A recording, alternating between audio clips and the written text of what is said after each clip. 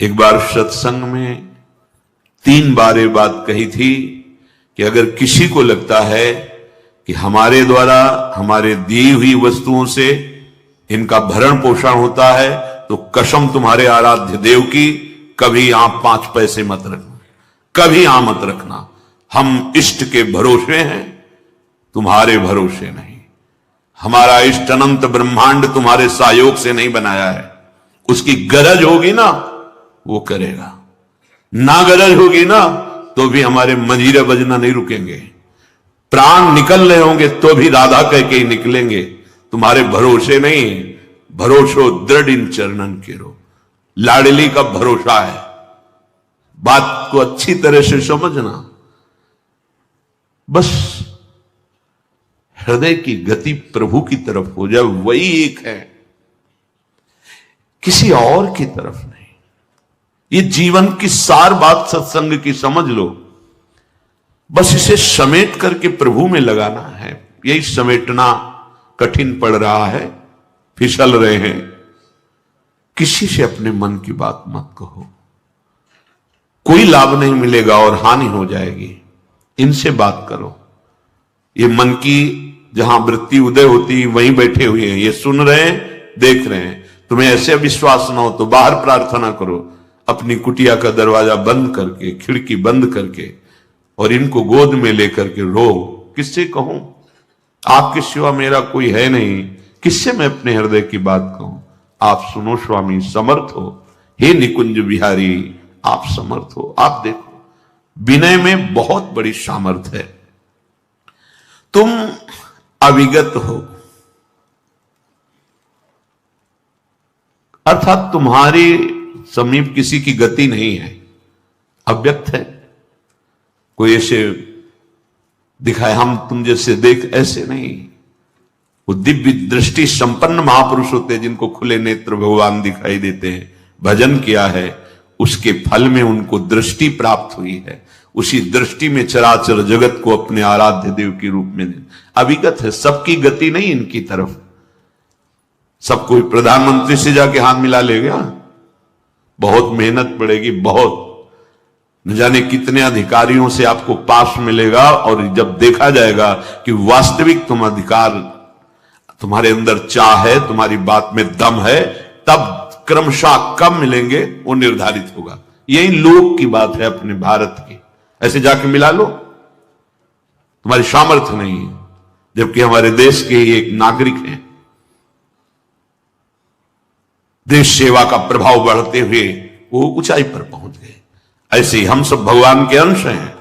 भजन के प्रभाव से ऐसे हमारे साथ प्रभु खेलते, सखा बनकर। हमारे साथ प्रभु वात्सल्य भाव बढ़ जाए तो बेटा बन के खेलते हैं, कांता भाव बढ़ जाए तो प्रीतम बन के खेलते हैं, स्वामी भाव, दास्य भाव, स्वामी। जब तक हमारे हृदय में इनसे अपनापन नहीं जागृत होता तब तक ये अविगत है। गति नहीं किसकी कि पकड़ सके, इनको देख सके। पर ये अनाथों से बहुत प्यार करते हैं। अनाथ जल्दी कोई अनाथ नहीं बन पाता, इसीलिए दीनानाथ का आश्रय नहीं मिल पाता। अगर कोई भी आश्रय लिए हो, अभी प्रभु की शुद्ध शरणागति नहीं हुई, अनाथ हो तो वास्तविक मेरा कौन है? मेरे हृदय की बात को कौन सुन सकता है? मेरे हृदय की पीड़ा को कौन मिटा सकता है?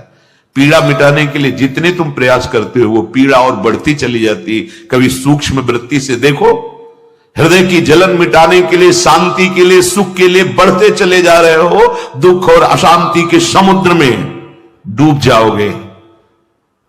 सुख और शांति तो प्रेम, भगवत चिंतन, भगवत आश्रय, भगवत आश्रय इस कोटि का कि कहीं किसी का आश्रय अन्य नहीं। ये बहुत ऊंची बात है, और ये हमारे लिए ही है। जितनी स्थितियां हैं वो सब हमारे लिए है।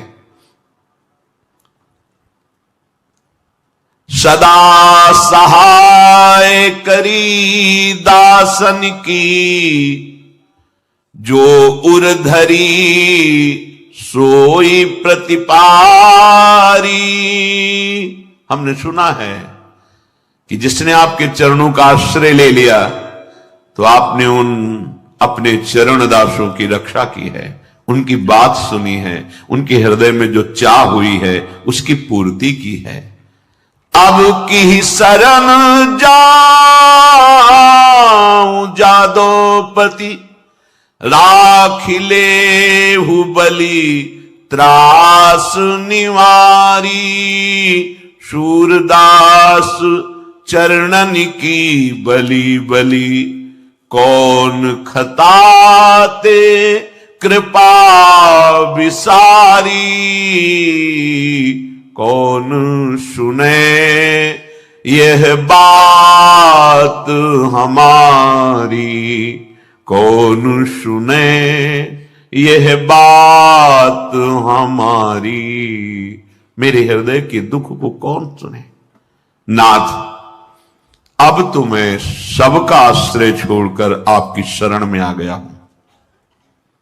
हे श्री कृष्ण, अब आप ठुकराना नहीं ये जानकर कि ये दोषी है, पतित है, ये नीच। वैसे हमारे प्रभु का स्वभाव भी ऐसा नहीं, पर अपने को डर लगता है कि अपने इतने नीच हैं और प्रभु इतने महान हैं, कहीं ऐसा ना हो कि तुम हमारे योग्य नहीं हो, जाओ ऐसा कर। ऐसा हमारे प्रभु का स्वभाव नहीं। जो नर होए चराचर द्रोही, आवे सभय शरण तक मोही। तज छल कपट मोह मद माना, करो सद्य ते साधु समान। रखियो ताई प्राण की नाई। डरना नहीं कि हम प्रभु की शरण में जाएं तो कहीं ठुकरा न दिए जाएं, ऐसा हमारे स्वामी का दरबार नहीं। अब आपके श्री चरणों की बलिहारी, पता नहीं आपने कृपा क्यों विसार दी, नहीं तो हृदय में प्रश्न नहीं उठता। नाथ, आप कृपा करो। प्रभु की कृपा पात्र का हृदय कैसा होता है, कोई प्रश्न नहीं उठता। आगे कह रहे हैं, अब कृपा करो, आपके चरणों का आश्रय लिया, शरणागति ली है, तो मेरे में ये बात आ जाए, जैसे राखो तैसे रहो। सुलझ जाओ, समझ जाओ, सारा भार प्रभु अपने ऊपर ले लेंगे। वो एक बार जो सकृत शब्द आता है, एक बार जो कह दिया प्रभु मैं आपका, अब वो थोड़ा धुलाई सफाई हृदय की होगी, एकदम मंगल हो जाएगा। सच्ची कहते हैं, मान लो हमारी प्रार्थना, मान लो, क्यों में वो ना करो, प्रभु की चरण में हो जाओ। समय नहीं है, कोई नहीं बचा पाएगा, कोई मित्र नहीं, कोई आप प्यार नहीं करता, एकमात्र प्रभु। बात मान लो, नहीं पछताना पड़ेगा, आगे सतमार्ग बताने वाला नहीं मिलेगा, आगे सतमार्ग में सहयोग नहीं मिलेगा। अभी देख लो, ये शरणागति का स्वभाव होता है। स्वामी श्री हरिदास, ज्यो ज्यो राखत हो त्यों त्यों रहियत हो है। अपने रस ग्रंथ श्रीमद चतुराशी जी का प्रथम पद, जोई जोई प्यारो करे, ये शरणागत का स्वरूप है।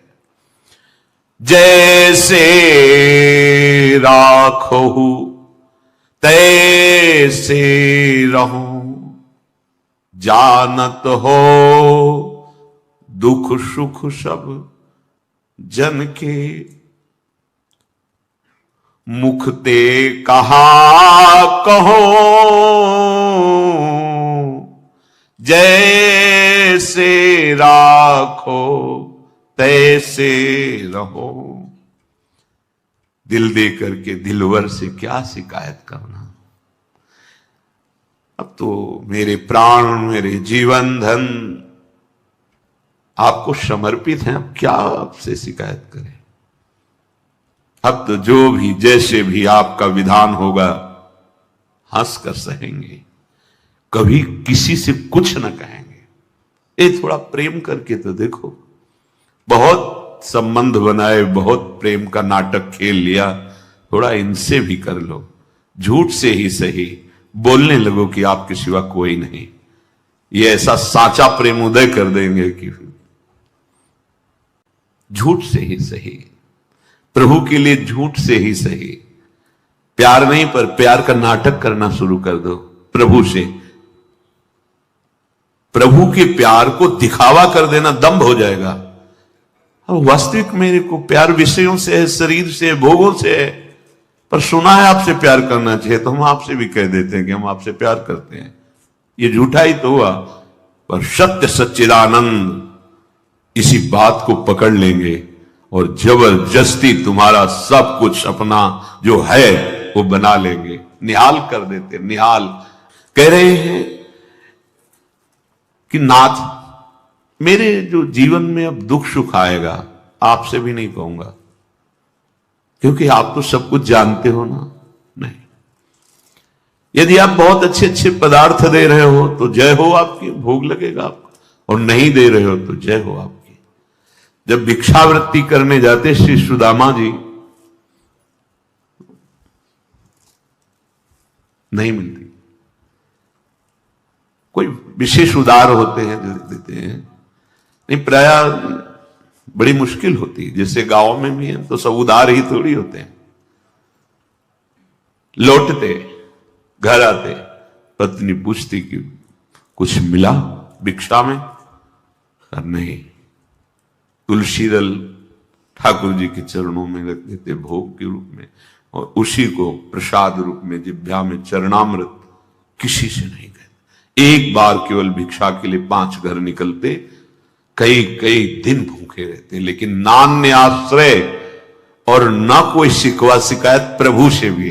बलिहारी इनके चल, एक दिन उनकी पत्नी ने कहा कि हम आप तो सह सकते हैं, बच्चे इनके प्राण निकल जाएंगे भूख से, कुछ तो उपाय करो।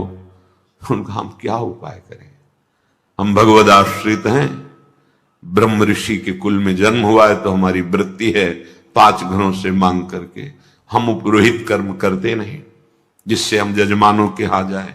अब तो हमारे श्री कृष्ण, बड़ी कृपा है उनकी, तो ऐसे भगवान भोग का कवल ले ही रहे, एकदम रुक गए। भगवान की आंखें भर आई। रुक्मिणी जी बहुत प्रेमी हैं प्रभु की दृष्टि से, ऐसी दशा तो किसी भक्त के दुख पे होती है।